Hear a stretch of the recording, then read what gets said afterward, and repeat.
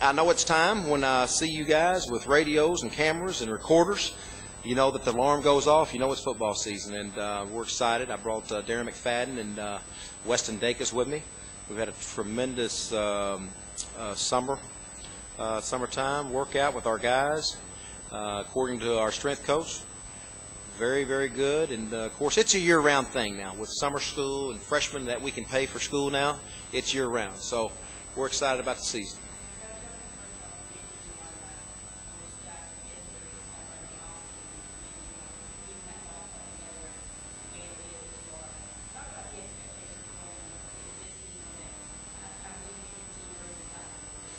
Well, I appreciate that. And, you know, when we got to Atlanta last year, and that's a hard thing to do. It's hard to get to Atlanta because y'all never picked us now.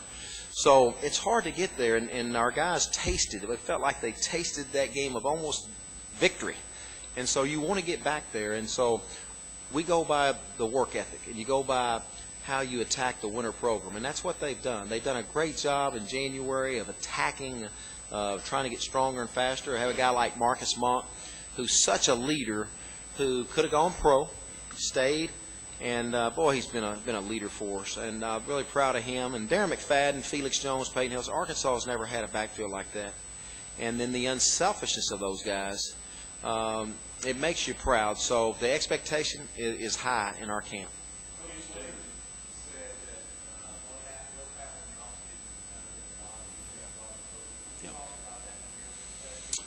Yeah. Our players are very close to begin with, but this off season, I've been in coaching 26 years, and going on 24th year in marriage. And the thing that hurts is those are your two families, and they're the ones that, to me, have gotten hurt the worst. Not so much me; it's them. It's your family. It's your twins. It's your daughter. It's your son. They have to take the hits, and so that hurts the most when there's lies and things that are rumors that are being said that are not true. Boy, it hurts. So your teammate, I can't tell you how many times my players wanted to call a press conference to set some things straight because they felt like they got overshadowed. They won 10. There's only been 9 teams to win 10 games at Arkansas. There's only been 1 to win in the SEC to win 10. So this was a championship outright team. There's never been a team to go 7-1 at Arkansas in the SEC, and that's the same record that Florida had in the SEC. So there are some hurt feelings there, and so that's what you see. And when you attack Coach Nutt, in their mind, hey, you attacking me, and that's the way they feel. And I love that about them, and that's why we win games, and that's why that our guys are going to continue to work, and that's what keeps me going.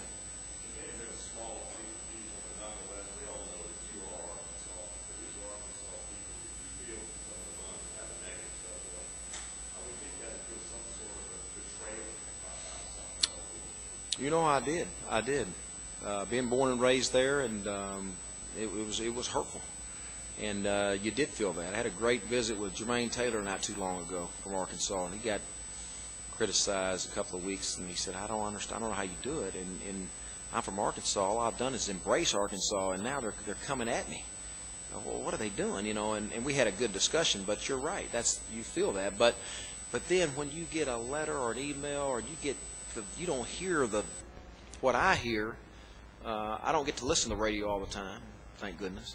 But I get to see what's written to me, and I know what the player's mother's saying to me, and that's what keeps you going.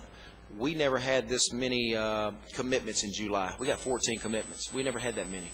We never had 289 seniors at senior day. We never had that many. We've never had over 1,000. I think this is the second highest, 1,037 guys for camp. And then the Razorback clubs are higher than ever. Ticket sales higher than ever. So there's some good there, but it was like you said, it was a hit. I don't think I had to go back and resell myself, but we just kept doing the same things. We didn't duck a Razorback club. We kept the same schedule. Kept the same format, and you just get lost in your family and your Razorback family. You just keep going, and I'm not going to resell. We're going to keep doing what we've been doing and keep saying and believing of the things that we've been doing. But as far as just reselling or trying to, we didn't do that.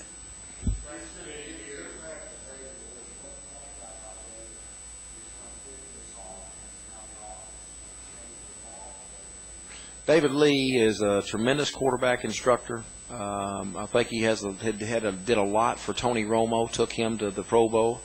He'll take Casey to another level. The thing that'll be different is we'll have tremendous play action. We'll have some drop back game. But, you know, again, let's go last year first. You had to do what's best for your players. Our best thing that we had, you got a Doak Walker Award winner. We never had that. You got a Heisman Trophy guy. We never flew a guy like Darren McFadden to New York. We never done that. So what David Lee will bring, we spent a lot of time on third down in the spring. He's going to bring a nice third down package, a drop back game that hopefully we're going to be able to execute. And we've gotten better. And then with play action, they got to respect. You know they're going to overpopulate the line of scrimmage with Darren McFadden and Felix Jones to be able to play action. And so those are the two biggest things that he's bringing, along with the instruction of the quarterback, and he's great at it.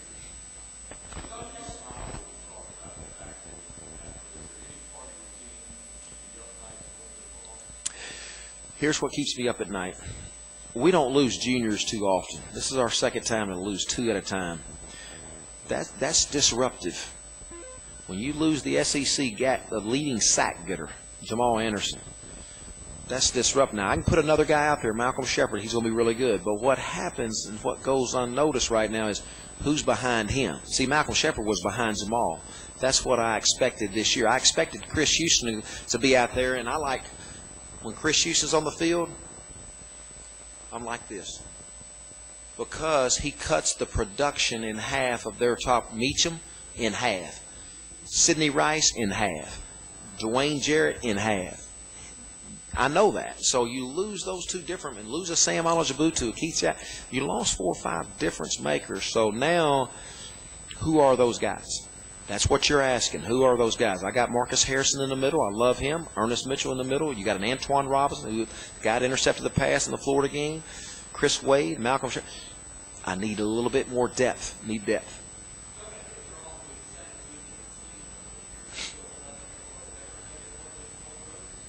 Probably. It's tough. You know, if I had my druthers, I'd do it a little bit different. But you know, I don't have that. You know, luxury. I don't have that. That's the cards I've been dealt. We've been criticized a little bit about our schedule. Be careful. Be careful right there. Now, just because we don't have Texas and USC, Troy University. I've seen them. They're not in awe. When I'm watching this film last week of Florida State, it's 17-10, deep in the second half. Watch out.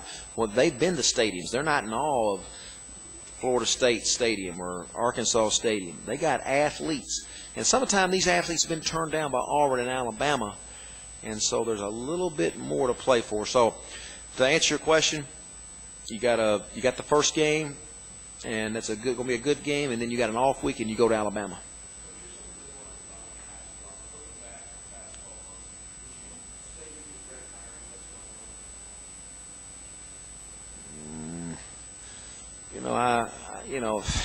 Hindsight's 20/20. It's just a lot of things have happened since that hire, and I'd rather just go forward right now. I'd rather go forward. He made the decision to leave, and along with 2 players, and so I spend most of my energy and time of what's happening right now, and that's what I'm doing.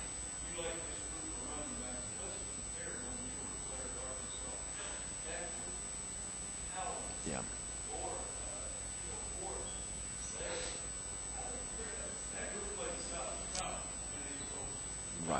Right. Yeah. Pete, that's a great question. Now, I'll say this. You know, you and I both know Ben is one of the toughest guys there is. He's going to be inducted to the Hall of Fame this year for Arkansas. Ben Cowens, Michael Forrest, all those guys, Bobo Sales. But here's the thing, Pete. I'm a little bit partial to Darren because I've seen Darren take the ball 18 years of age and go 80 as a freshman, 80 against Alabama's defense his first year, which was a great defense. Harper, stiff arms Harper, an All-American free safety. He slides off of him. I seen him go 80 against Georgia. I just think he has another gear. I think when Darren McFadden walks in, the first thing you say, ooh, I didn't think he was that big. When Darren walks in, you say, ooh, I didn't think he was that strong looking in the shoulders.